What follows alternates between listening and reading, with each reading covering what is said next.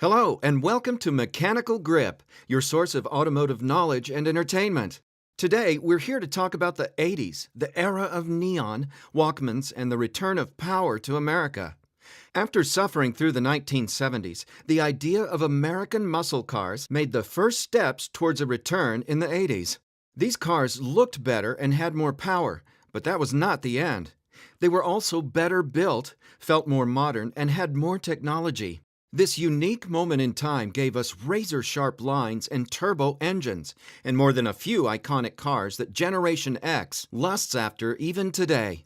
So let's have a look at the 8 best 1980s American muscle and performance cars. First up, the Ford Mustang SVO.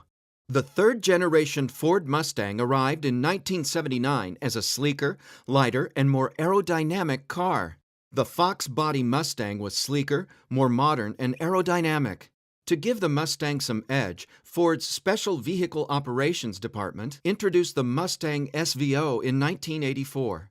It featured a 2.3-liter turbocharged four-cylinder with 175 horsepower.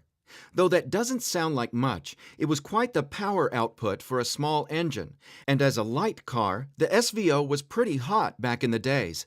With four-wheel disc brakes, stiffer suspension, and sharper steering, the little Mustang was quite capable.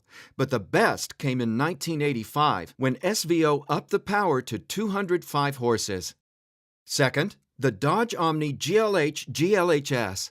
While Europe fully embraced the hot hatch class by the 80s, American manufacturers seemed quite uninterested, giving the Golf GTI an empty playground on the market. All that changed when Carroll Shelby teamed up with Dodge and introduced his version of the compact Omni model. Shelby took the 2.2-liter four-banger and added a turbocharger to produce a total output of 175 horsepower and 0 to 60 time of less than 7 seconds. Quite impressive and competitive for the day. No wonder the GLH badge stood for Goes Like Hell. Later on, Shelby and Dodge produced a very rare improved version called GLHS, which stood for Goes Like Hell Some More. Number 3. Buick GNX. Back in 1982, Buick started experimenting with turbocharging its line of standard V6 engines. The results were satisfying, and Buick engineers got the permission to go further. Soon, there was a Buick Grand National with 175 horses, which wasn't impressive, but later, in 1987, came the ultimate version called GNX, or Grand National Experimental. It featured the same 3.8-liter turbocharged V6 with 275 horsepower and 0 to 60 time of 4.7 seconds. At that time, Buick GNX was the fastest accelerating production model in the world.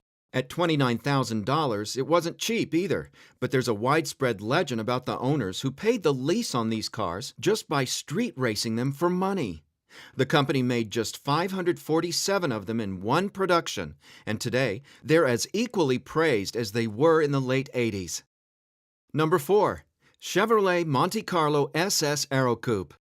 Despite being in production for just 2 short years, the Aerocoupe is one of the most interesting 80s muscle cars. Basically, it was a regular Monte Carlo SS, but homologated for NASCAR races. The Aerocoupe was introduced in 1986, and it featured a panoramic back window with back spoiler. The new rear glass provided almost fastback profile, which vastly improved the aerodynamics on NASCAR superspeedways.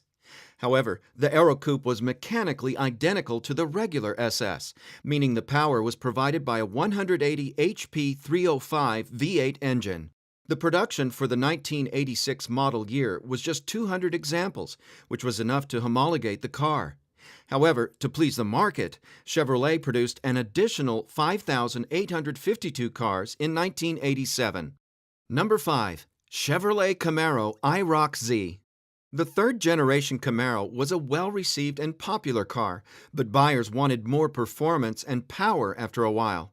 Chevrolet delivered just that in the form of the legendary IROC Z. Under the hood was a 350 V8 with 225 horsepower in the early years and 245 horsepower in later versions. The buyers could opt for manual or automatic, and the suspension was tuned as well as steering. Chevrolet even offered a cool-looking convertible, the first Camaro ragtop in 18 years. The IROC Z proved to be a very popular and influential muscle car that finally brought some real performance to match the cool looks. Number 6. Oldsmobile 442. The most famous name from Oldsmobile's performance portfolio was revived for the 1985 model year and was based on the rear-wheel drive Cutlass platform. This time, the model designation stood for 4-speed automatic transmission, 4-barrel carburetor, and 2 exhausts.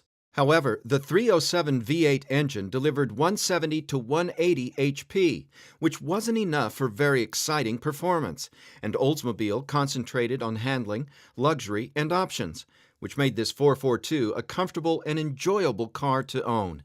This was the last rear-wheel drive 442, and for 3 years, just over 10,000 were made. Number 7. Ford Mustang GT 5.0. The rise in power during the 80s brought the first real performance to the Mustang range in almost 20 years. The Fox body Mustang grew more powerful with each model year, starting from 175 horsepower in 1983.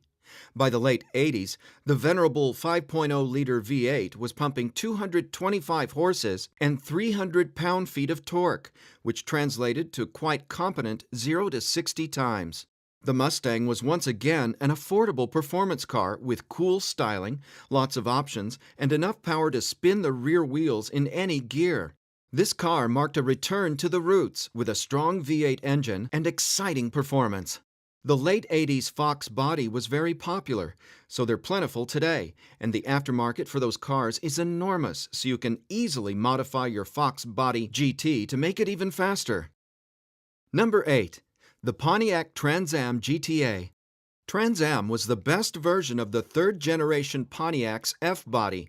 It was introduced in 1987 and was the top-of-the-range Firebird. The package was available until the 1992 model year and was produced in relatively limited numbers.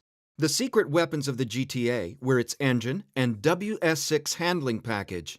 The engine was the 350 V8 with 210 horsepower, or up to 245 horses in later versions. The rumor was that the engine was the same as in the Corvette, since it used the same TPI fuel injection system and displacement. Sadly, that wasn't true. Corvette used aluminum heads, while Pontiac used iron cast ones. However, the power and performance were still pretty similar. We hope you enjoyed our choice of the best Radwood-approved muscle cars from the neon years. For more Gearhead videos in the future, please like, share, and subscribe to our channel.